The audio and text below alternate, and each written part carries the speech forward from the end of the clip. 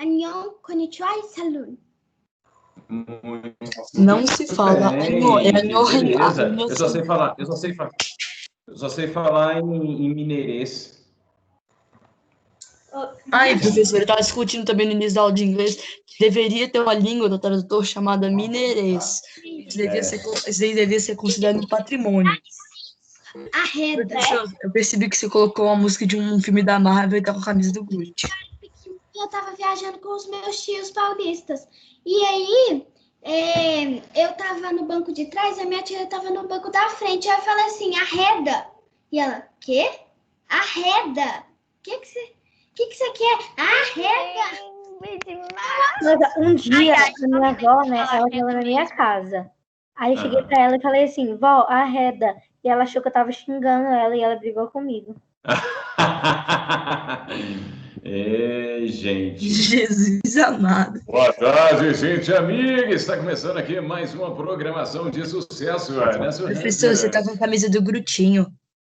Eu adoro o Groot, velho. O Groot é um dos meus heróis favoritos. Eu não sei. Os heróis favoritos na Marvel é o Homem-Formiga, o Pantera Negra que morreu, e o Groot. Eu adoro o Groot. Edmar, hoje nós vamos aprender sobre um povo espetacular.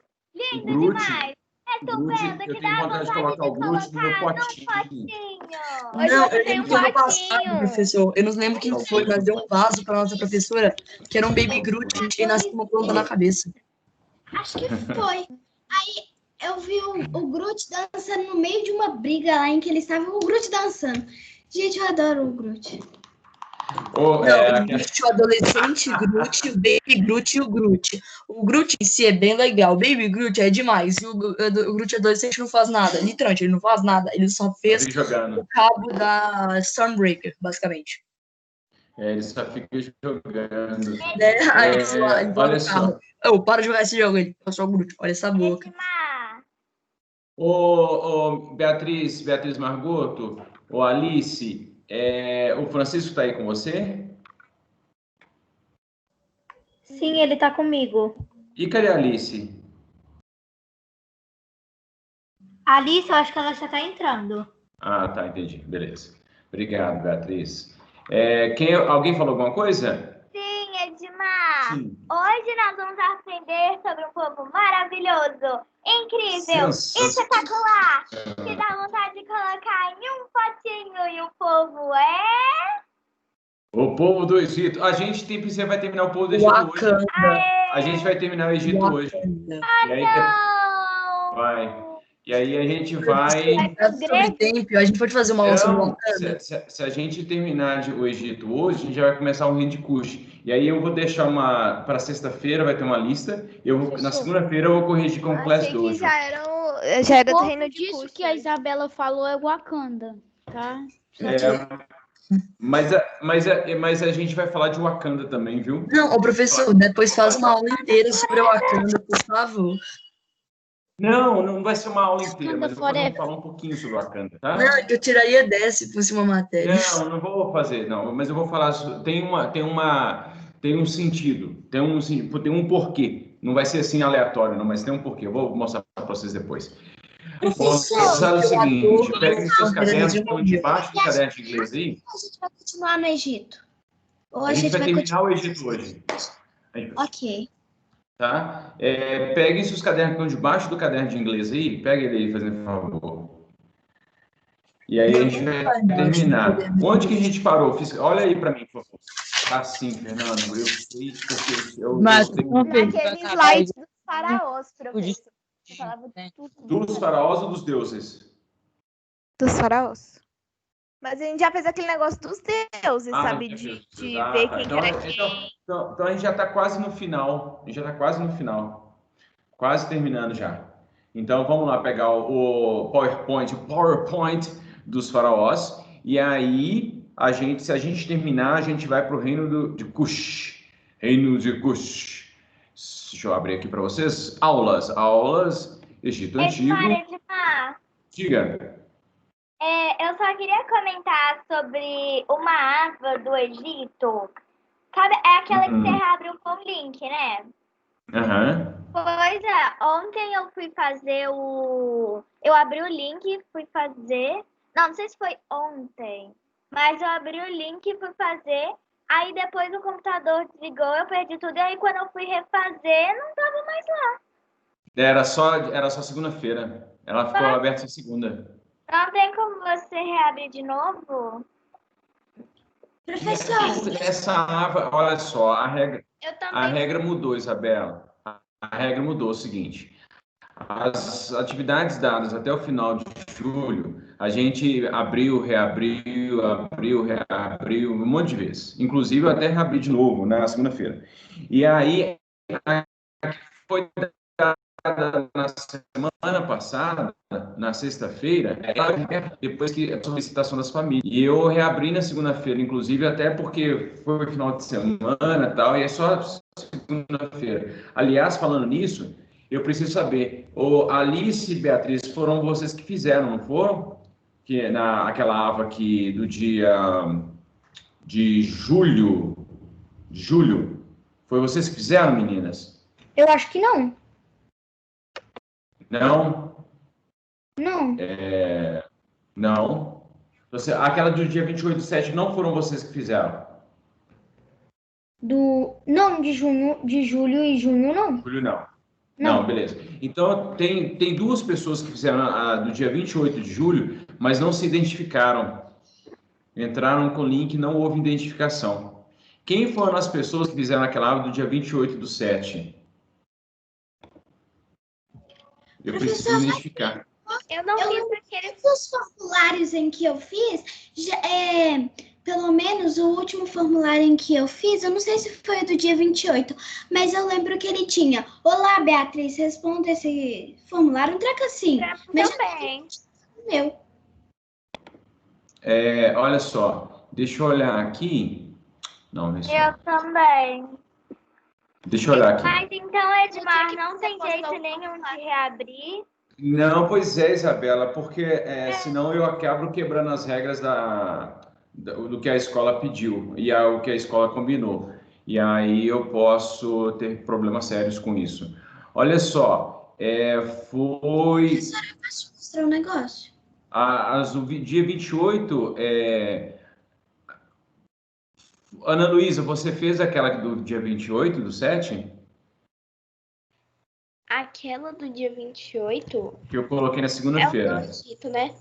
É do Egito também, as duas são do Egito. É a primeira? Se for A primeira, é a primeira. Não. Eu não Eu fiz. fui tentar abrir no dia que você tinha reaberto, mas não deu. Beatriz, Amélia, foi você que fez? Na segunda-feira? Na segunda-feira. Primeiro link que você enviou na segunda-feira? Sim, eu fiz o primeiro link, o segundo link eu já tinha feito. Isso, exatamente, beleza. Não, Bernardo tá aqui. Davi ou Henrique? Bernardo, sim. Luísa Pinheiro, Rafael Gontijo, foi um de vocês dois que fizeram a aba do dia 28/7, na segunda-feira? Professora, aqui, eu não sei, eu vou ter que olhar. Mas tá sem identificação da pessoa? Ah, sem identificação. Então eu acho que não fui eu, não, porque todas eu coloco meu nome. Então tá. O Henrique, você tá meio sumido, hein, Henrique? Você tá na última aula, na segunda-feira, eu te chamei. Você não me respondeu. Você estava aqui presente, mas você não me respondeu. Tá? Edmar, na última aula nem tava, eu faltei. Ah, tá. Então foi alguma aula que eu chamei você. Então deve ter sido na quarta-feira da semana passada, então. Professor, posso te mostrar um negócio? Pode. Ai, deixa eu tirar esse fundo. Eles estavam mostrando Paris.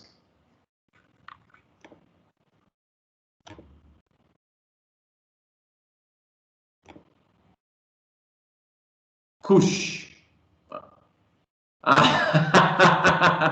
Você colocou Cush no potinho? Arrumou um potinho para colocar também? Gente do céu, o reino de Cush é lindo, viu? Vocês vão se apaixonar.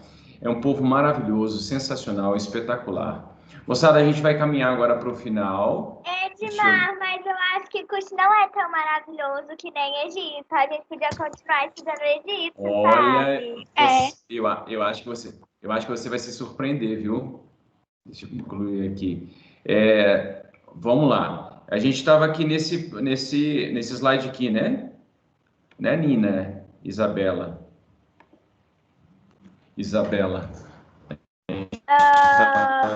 Aqui nesse aqui, ó. Então, o anterior era esse. A gente não viu isso, não. A gente não viu isso. Nem isso. E esse aqui?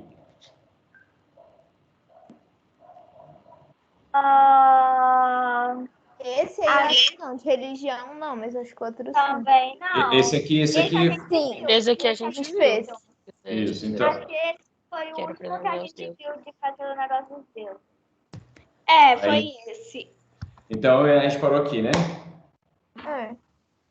Ô, gente, olha só, vocês estão com seus cadernos aí, né? Sim. Eu dou um queijo e um abraço.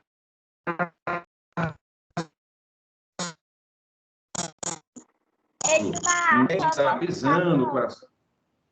Repete a minha voz está travando. Deixa eu... Repete, que travou. Eu vou desativei minha câmera para ver se fica melhor. Porque à tarde sempre fica ruim. Não sei por quê. Beleza, eu tirei minha câmera. Então vamos de novo aqui, ó. Eu quero saber quem é esse Deus que está pesando o coração dessa pessoa aqui, ó. Como é que chama esse Deus aqui? Osíris. Demônio. Esse aqui? Não. Esse aqui é o Anubis. Esse aqui é o Anubis. Esse é o Anubis. Esse Deus aí é um sem coração. Esse Deus é sem coração. Eu só digo isso. Ô, Henrique, fala de novo o que você estava falando, que foi interessante. Que Anubis pesava os corações para saber quem ia para o céu e para o inferno. Exatamente. Ele estava no tribunal de quem? Mas, Osíris, mas céu e inferno é uma coisa certa de falar? Eu acho que não. É vida após morte e não vida após morte. Exatamente. A vida ou a morte completa? Diga. Você sabe o que é o Duarte? Não sei. Duarte? Não sei. Eu acho que eu já ouvi falar nesse Duarte aí. Não sei não. Ele pesava para ver quem reencarnava, um trem assim. Exatamente. Que teria a vida após a morte. Quem não fosse justo, morreria para sempre. Acabaria para sempre. Ele comia o coração. Olha só que interessante. É a presença das mulheres. Todos os papiros, todos não, mas muitos papiros, a mulher estava sempre presente. Né? Então, isso daqui a pouco eu vou falar disso de novo. Bem, depois da unificação, né, dos reinos, do Baixo e do Alto Egito, o culto passou a ser, esse culto da vida após a morte, foi popularizado no Egito inteiro, todo mundo.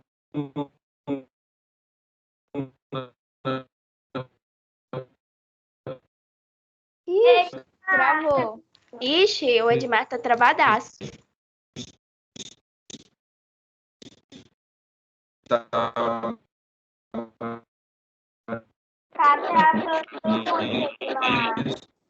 Ô, Edmar, eu não tô escutando você muito bem, tá picando muito.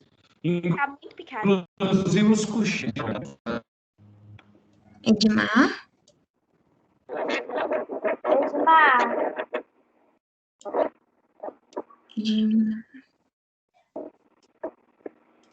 Gente, meu Deus, ele saiu da live, ok.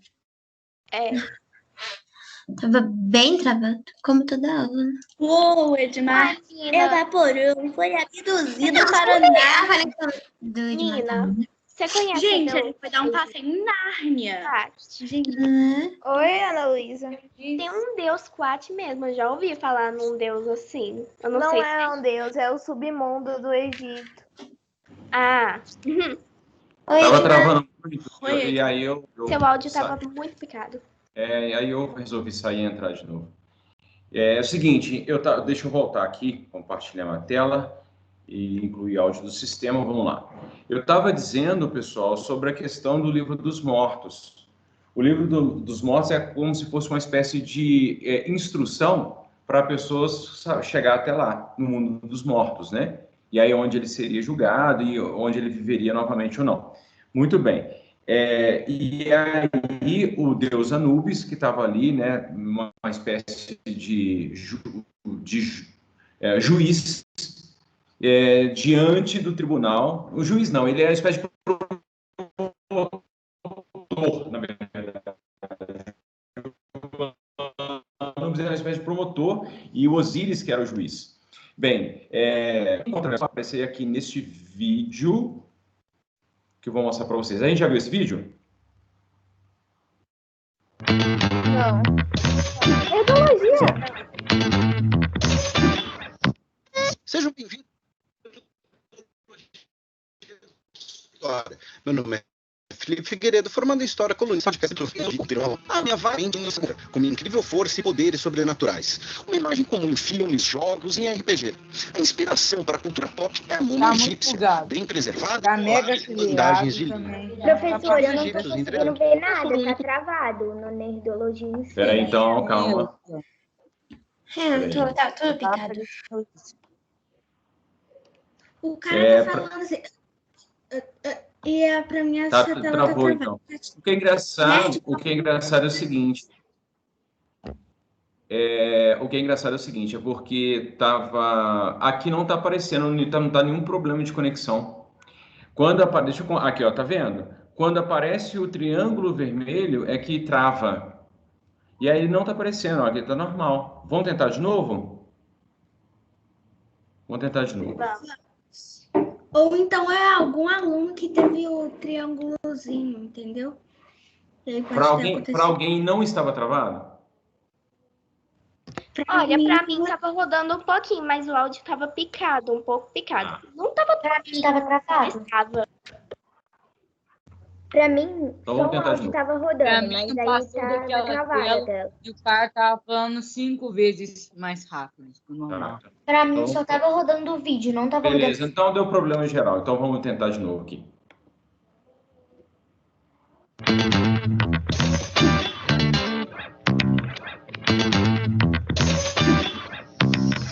Sejam bem-vindos ao Nerdologia de História. Meu nome é Felipe Figueiredo, formado em História, colunista, podcaster, youtuber e professor. E esse Nerdologia pode conter uma maldição. A múmia vagarosamente vindo na direção do protagonista, com uma incrível força e poderes sobrenaturais. Uma imagem comum em filmes, jogos e em RPG. A inspiração para a cultura pop é a múmia egípcia, bem preservada e enrolada em bandagens de linho. Os antigos egípcios, entretanto, não foram o único povo que dominou... Esse vídeo acho que já conexa, né? Povos indígenas das atuais Filipinas, Chile e Ilhas Canárias, astecas, aborígenes australianos e os monges capuchinhos italianos são alguns exemplos de culturas que mumificavam intencionalmente seus mortos, ao menos os de destaque social. Em outras regiões foram encontradas múmias que foram preservadas de forma não intencional. China, Sibéria, partes da Europa, domínios Inca na América do Sul são alguns exemplos de onde encontraram múmias bem preservadas pelo clima ou por um conjunto de razões. A mais antiga múmia encontrada na Europa é de um homem que viveu mais de 5.000 anos atrás, chamado de Otzi pelos cientistas. Seu alto grau de preservação se dá pelas condições dos Alpes, onde ele foi encontrado, totalmente congelado. Regiões desérticas ou muito secas também propiciam a mumificação natural. Como fatores climáticos causam mumificação de um ser vivo, é um assunto que o Átila já explicou para vocês lá no início do canal. A mumificação não intencional está na origem das múmias egípcias. No início da cultura egípcia, cerca de 5.000 anos atrás, os mortos eram enterrados no deserto em covas rasas. O clima seco fazia os corpos mumificarem naturalmente, um fenômeno de grande impacto nos hábitos religiosos egípcios, interpretando a mumificação como essencial para uma boa passagem ao mundo dos mortos. Os egípcios então passaram a buscar a mumificação intencional. No período da Quarta Dinastia, que os sacerdotes egípcios dominaram as técnicas de mumificação, que é descrita por algumas fontes e confirmada e complementada por estudos recentes com apoio da arqueologia e da medicina forense. A técnica egípcia consistia dos seguintes passos. O corpo era aberto e seus órgãos retirados, que eram embalsamados e guardados em jarras, menos o coração, que era deixado no corpo, pois a pessoa precisaria dele para seu julgamento antes de entrar no mundo dos mortos. Usando uma espécie de gancho introduzido pelas narinas, os egípcios retiravam o cérebro do morto. O corpo era lavado com vinho e preenchido com natrão, um mineral composto naturalmente de bicarbonato de sódio, para desidratação, o que evitaria qualquer decomposição. Essa parte do processo é médica e durava cerca de 6 semanas. Posteriormente, por cerca de 4 semanas, ocorria a parte do ritual, que variava de acordo com o status social e financeiro do morto. O corpo era lavado com vinho e óleos e retirava-se qualquer elemento que havia sobrado e pudesse comprometer a mumificação. Em alguns casos, o corpo era revestido com resinas vegetais de tom dourado, com adição de mel e cera de abelha. O corpo era adornado com amuletos e joias, de acordo com a pessoa, em diferentes camadas intercaladas com bandagens, cada uma precedida de uma oração específica.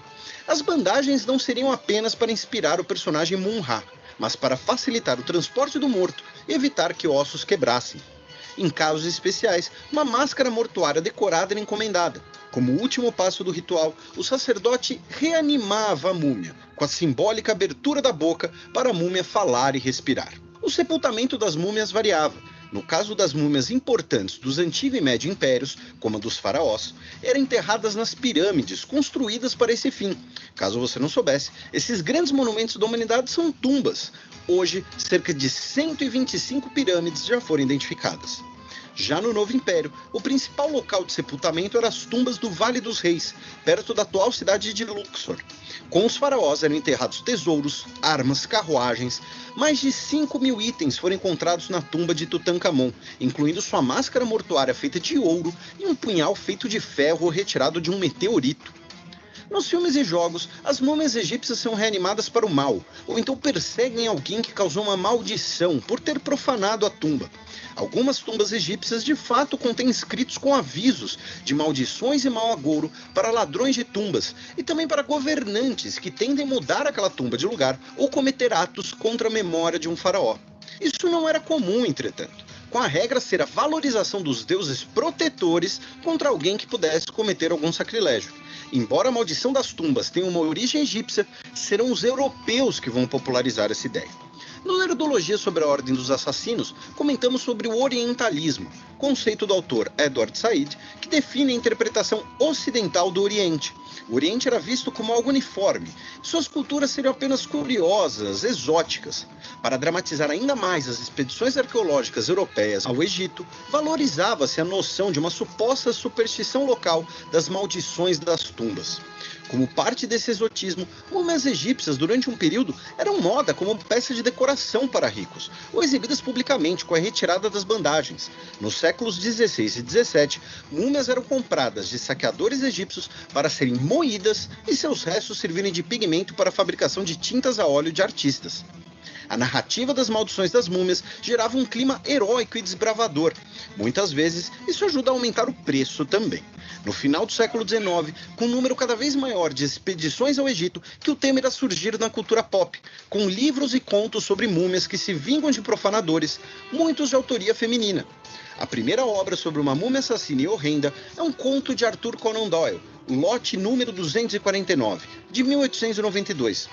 Outro sucesso de impacto sobre as múmias na cultura pop é o livro de Bram Stoker, A Joia das Sete Estrelas, de 1903. Será depois de 1922 que a ideia da maldição das múmias se tornará mais célebre, com atenção mundial. Foi nesse ano que a expedição do britânico Howard Carter encontrou e abriu a rica tumba de Tutankhamon. 120 dias depois da abertura da tumba, Lord Carnarvon, financiador da expedição, morreu devido a uma infecção. Isso gerou um sensacionalismo generalizado na imprensa, com cartas anônimas contando histórias fantásticas para jornais. Além dele, outras 7 pessoas presentes na abertura da tumba morreriam na próxima década. Claro que, considerando que a expedição era composta de 58 pessoas e que o próprio Carter, líder da expedição, morreu aos 64 anos e mais de uma década depois, provavelmente não foi uma maldição que matou aquelas pessoas, mas bactérias e balas de revólver. E essa nerdologia é um oferecimento do filme A Múmia. Muito bem, gente. E aí, descobriram alguma coisa nova sobre as múmias? Eu já tinha visto esse vídeo, professor. Você já tinha postado esse vídeo no canal? Já tinha colocado, mas esse vídeo agora, ele casou com o momento que a gente vai falar mais especificamente da mumificação, como uma prática bastante importante para concretizar e objetivar a crença na vida após a morte. E aí o ritual variava de acordo com a classe social, já vi uma diferenciação social, né? Mas o que eu quero enfatizar nesse vídeo, que agora estou comentando com vocês, é o seguinte: nós temos uma ideia muito generalizada sobre a África e sobre o Oriente Médio. A gente tem um estereótipo na nossa mente sobre aqueles lugares. Primeiro, o que eu queria enfatizar é o seguinte: primeiro que a África é um continente gigantesco e que tem centenas, milhares de culturas diferentes, né? Então, portanto, a gente tem que tentar compreender, como a gente, por exemplo, faz com a Europa, a gente tem que tentar compreender as especificidades de cada lugar. E também olhar para o Oriente também com um olhar mais especificado, porque senão a gente tende a reproduzir estereótipos e também preconceitos em relação a esses povos. Portanto, é muito importante, quanto mais conhecimento a gente tem, mais respeito a gente também vai nutrir por esses povos. A múmia foi tida na cultura pop como uma coisa amaldiçoada, como uma coisa relacionada aos malefícios, demoníacos e por aí vai. Isso é simplesmente um preconceito e a gente tem que combater esse tipo de coisa. Não é a minha crença, não é aquilo que eu acredito, mas não tem problema. É a crença de pessoas que viveram há mais de 5.000 anos atrás. E por muitos milênios eles acreditaram naquilo. E pronto, né? Foram milhões de pessoas que acreditaram naquilo. Diga, Nina. Um dia, professora, eu vi um vídeo da Chimamanda, né, que é uma escritora nigeriana, falando disso, que quando ela foi fazer intercâmbio nos Estados Unidos, a colega de quarto dela olhava para ela e só pensava nos estereótipos que ela conhecia da África.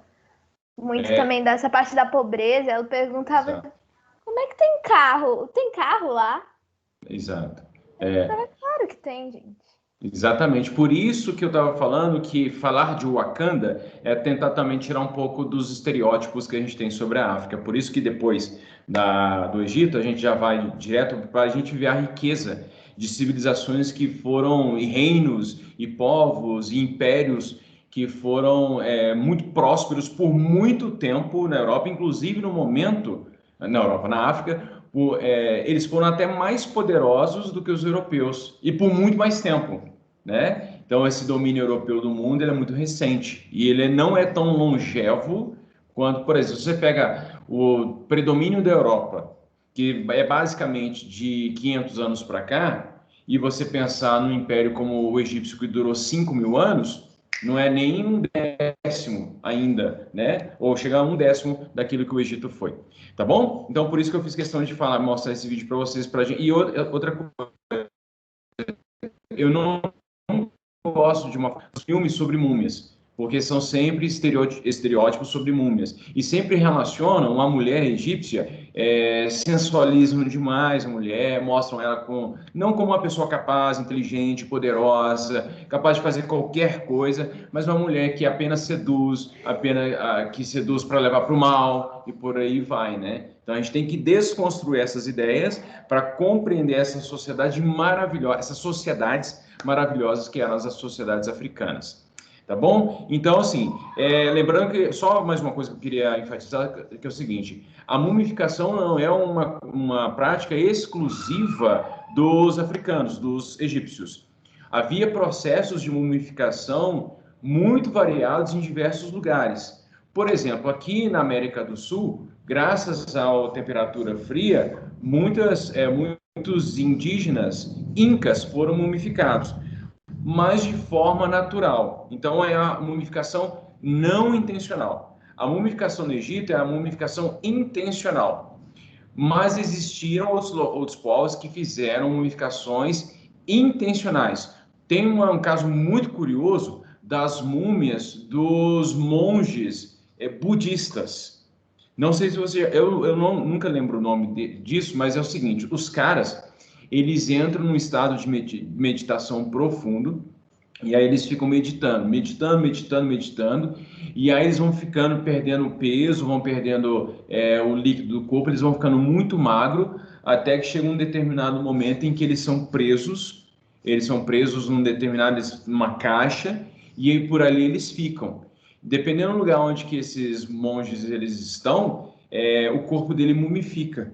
porque ele vai morrendo lentamente, e aí, inclusive, tem pessoas que acreditam que alguns monges, inclusive, estão vivos, mas estão em estado profundo de mumificação. Deixa eu pegar uma imagem aqui só para vocês verem esses monges mumificados.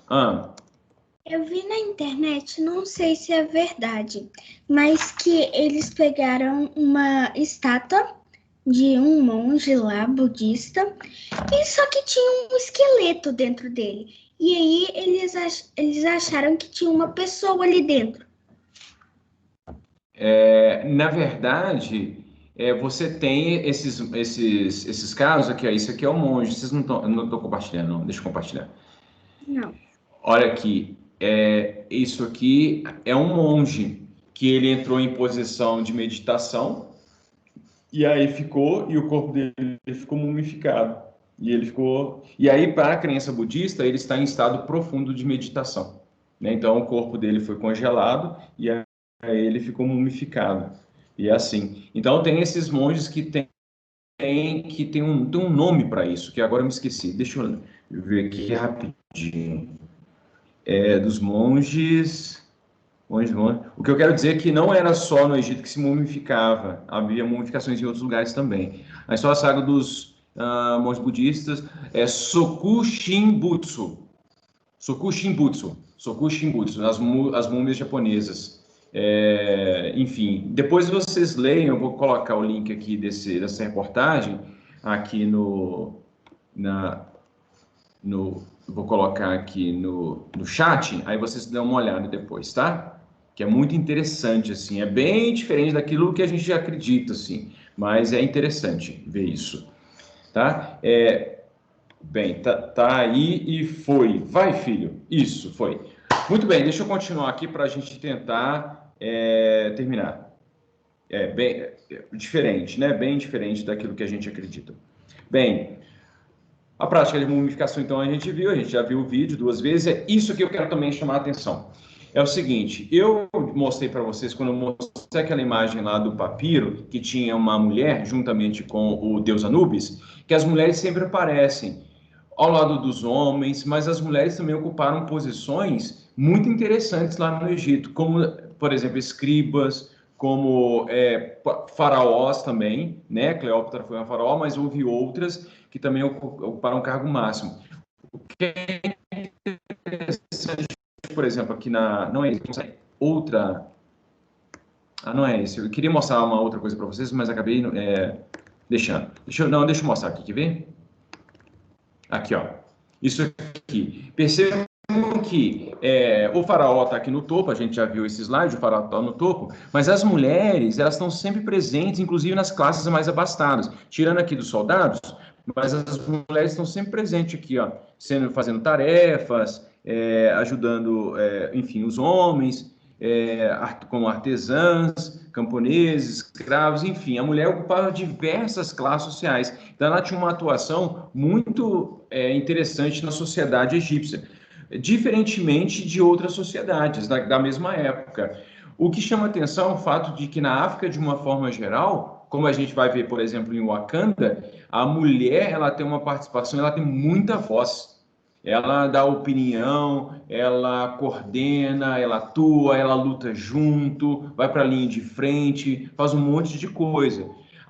Então, portanto, muitas sociedades africanas eram matriarcais, diferentemente, por exemplo, das sociedades mesopotâmicas, hebraicas, persas, gregas, romanas, que eram patriarcais, tá? Então, nós herdamos muito da cultura europeia, que foi herdada desses povos que eu falei, persas, hebreus, fenícios, gregos, romanos, que eram patriarcais. Por isso que nós, aqui no Ocidente, somos em grande parte patriarcais. O patriarcalismo, ele acaba incidindo em práticas de valorização do homem em detrimento da mulher, e aí isso acaba degringolando até o ponto de virar, inclusive, machismo, né? Então, é uma coisa que, de repente, a gente aprenderia um pouco mais de sociedades que não concentravam o poder nas mãos dos homens, mas concentravam nas mãos das mulheres. Muito bem. Então, as mulheres elas tinham uma participação social bem interessante, o que é mostrado em diversos documentos. diversas pinturas, hieróglifos e por aí vai. Bem, eu vou chamar a atenção aqui bem rapidinho, porque essa aula já ficou muito grande, né? Um mês de aula sobre o Egito, mas para quatro imperadores, para 4 líderes faraós muito importantes. O primeiro de todos, não poderia faltar, eu só coloquei aqui por causa da pronúncia dele. Vai, meu filho, aparece. Você não quer aparecer, não? Ih, travou. Travou aqui, não quer aparecer, só porque ele não gosta de ser chamado do jeito que eu chamo ele. Bem, filho, esse aqui, ó. Esse aqui, quem é esse faraó? O primeiro de todos é o nosso querido Narmer, que é o cara que no ano de 3100 a.C. ele unifica o Egito. Depois dele, nós temos esse aqui. Quem que é esse aqui? Que vocês fazem ideia de quem que seja esse faraó aqui? Não. Esse é o Quéops. Esse é o Quéops, né? Que tem a pirâmide, tem 7 metros de altura. Não se sabe como é isso. Mas aqui é uma representação, é atribuída a Quéops, mas não se sabe exatamente. E nós temos aqui esse, que é muito interessante também, que é o Amenófis III, que construiu o Colosso de Menon. Um templo gigantesco, e além do templo colocou estátuas de 30 metros de altura em frente ao templo, que representava ele próprio. Esse povo também era ególatra, né? Tipo assim, egocêntrico. Eles gostavam de reproduzir uma imagem dele próprio. E o filho dele, que é o Amenófis IV, tem uma coisa muito importante que ele fez, que foi uma reforma religiosa. A gente estudou o tempo todo que os egípcios eram politeístas. Mas o Amenófis IV, ele fez uma reforma religiosa. E aí ele aboliu... Deixa eu tirar aqui dá para ver? Ele aboliu o politeísmo e aí ele atribuiu uma crença em só determinados deuses. Acho que ele, na verdade, o deus Atom, que era o deus Sol também, e aí ele unificou todas as crenças. Por que ele fez isso? É porque os faraós eram representantes, geralmente o faraó era associado a um deus, né? O deus Ra, ao deus Osíris. Mas ele quis unificar isso em torno do deus Atom, também relacionado ao Sol. E para dizer o seguinte, se o deus Atom é o deus dos deuses, é o deus supremo, é o deus mais forte, eu, Amenófis IV, sou o representante desse deus mais forte. Portanto, eu, Amenófis IV, sou o faraó mais poderoso de todos os tempos. Então, ele queria mostrar a suntuosidade do seu poder ao unificar todas as crenças e relacionar o seu governo ao reinado dos céus do deus Atom. E aí ele mudou o nome dele. Ao invés de se chamar Amenófis IV, ele passou a se auto-chamar de Akhenaton, ou Akhenaton. Então, ele unificou as crenças. Então, teve um momento em que o Egito foi monoteísta, mas depois voltou para o politeísmo, tá? Pouco tempo depois voltou para o monoteísmo. Bem, o Amenófis IV, então era filho de Amenófis III. Tem outros, tem o Tutankhamon, tem, enfim, né? Que se associa ao deus Amon, e por aí vai. Mas a gente não tem tempo para ver todos os deuses, tá bom? Mas esse... Quatro mais importantes? Não, até que não. Assim, foi eu que selecionei. Por exemplo, o Narmer, se você pegar os maiores faraós de todos os tempos, eu acho que o Narmer nem vai aparecer. Mas eu só coloquei aqui para pronunciar o nome dele. Que, enfim, né? A gente nem sabe como é que ele era, eu só coloquei aqui uma figura de um deus, inclusive, representando Narmer, tá bom? Existiam muitos outros, inclusive as mulheres, né? Que foram também importantes para o Egito. Deixa eu passar. Bem, esse aqui é uma figura do papiro, porque eu tinha 3 slides só para falar do papiro. E aí eu resolvi tirar aqueles 3 slides e colocar só esse papiro bonitinho aqui, mostrando justamente o Tribunal do Osíris, né? Tem muitos papiros que reproduzem o julgamento de Osíris. E aí ele julgando, perceba que o seguinte, O Osíris, ele está com a pele negra. Ele está com o símbolo aqui dos dois reinos, as duas túnicas, as duas mitras, na verdade, a do sul e do norte, a branca e a vermelha. E aqui ele, então, está fazendo um julgamento, né? O deus Anubis está aqui, e outros deuses ali também perto para ajudar. Bem, sim. Você está travando para mim. Para mim também. Não escutei nada, Edna. Não ouvi, Nicolas. Acho que destravou. Acho que destravou. Por exemplo, agora eu estou mais focado em prestar atenção. Aí depois eu copio. Você vai postar esse slide? Tá, eu vou. Inclusive, vou postar hoje. Como está terminando hoje, então eu vou postar hoje. Tá? E aí é o seguinte, bem, então o papiro, ele foi colocado, percebe que é o seguinte, o que tem aqui, os hieróglifos tem aqui, eles são mais simplificados. Eles são mais simplificados e tem um nome para isso, tá? Por muito tempo eles faziam pinturas apenas. Depois que eles descobriram o papiro, aí começaram a fazer em papiro também. E o papiro foi muito utilizado em diversas partes do Mediterrâneo, inclusive pelos fenícios, povos que a gente vai estudar mais tarde. Bem, existem 3 tipos de escritas egípcias. O hieróglifo, que é a escrita sagrada, que é essa aqui. Olha que beleza que é o hieróglifo. Para escrever o nome da Isabela, como é que seria? O I... Cadê o S? O S... Não é difícil, não, né? Eu não sei que ano que foi, eu nem lembro se foi na escola, que eu lembro que um professor fez uma brincadeira com a gente, que era assim, ele mostrou a linguagem... eu acho que era Maia. Eu não lembro qual que é do pontinho do tracinho agora. Aí ele falou pra gente escrever nossos nomes, aí pra ver como é que ficava. Fui eu que fiz isso. Você? Foi. Foi, uai. Você não lembra dos tracinhos, das bolinhas? Exato. Olha só. Esse símbolo. Ô, moçada, então, aqui o hieróglifo era uma escrita sagrada.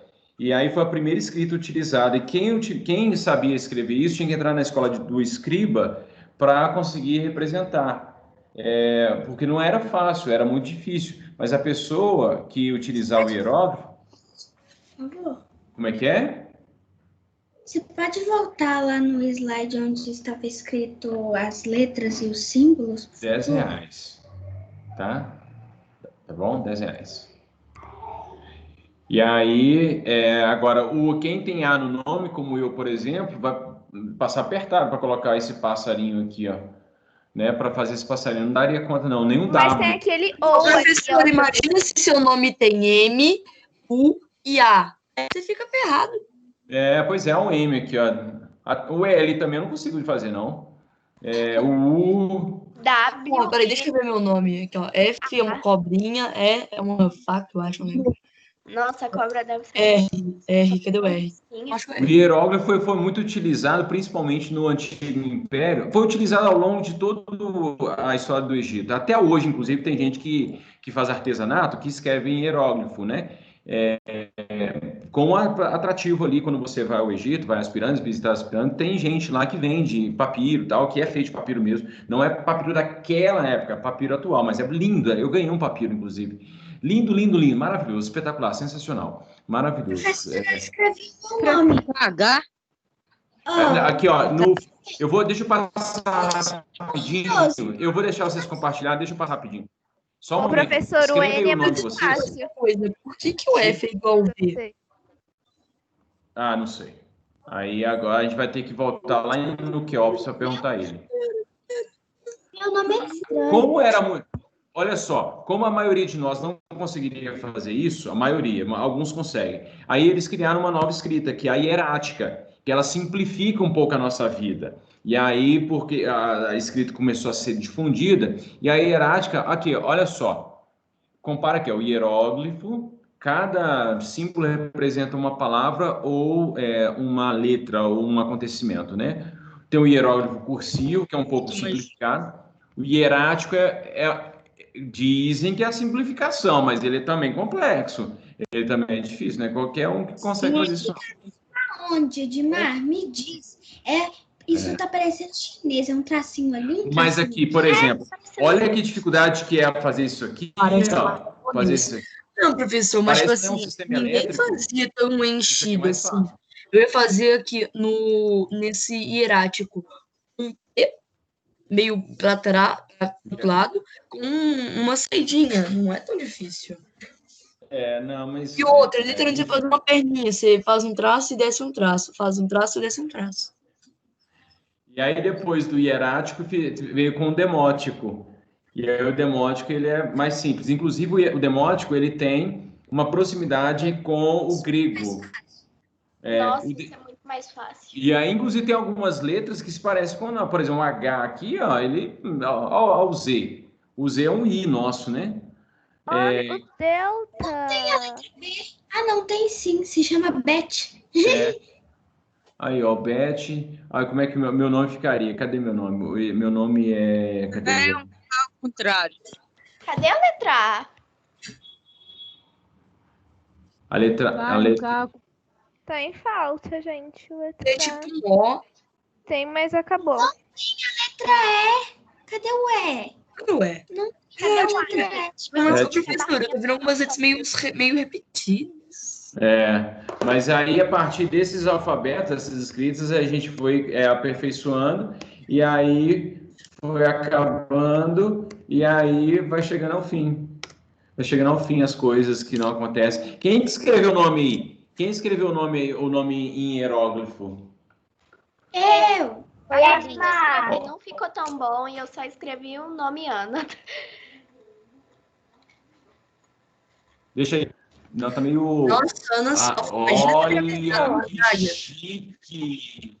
Professor. Que chique, Ana Luísa. Diga. Professor. Pera, Eu só escrevi, tá? Porque o meu tem o pássaro e eu acho que tem a coruja, não sei. Aí eu fiquei com preguiça de escrever.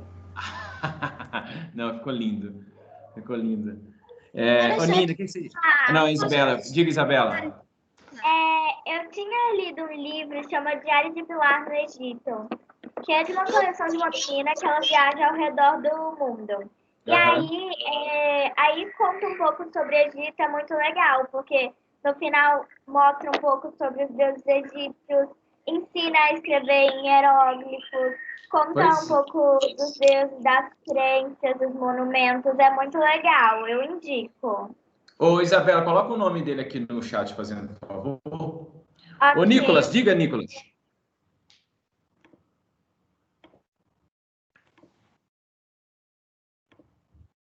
Desculpa.